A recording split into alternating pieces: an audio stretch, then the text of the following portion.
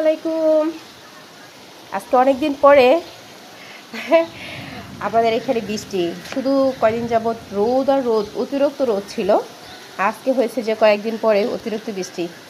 আমরা একটু বাইরে যাব ভাবছিলাম, তো বৃষ্টির কারণে আর যাওয়া হলো না।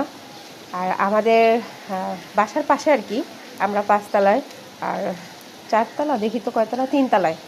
3 তলায় অনেক সুন্দর কাঠফুল আছে, বাট কাঠফুল গাছ আর কি।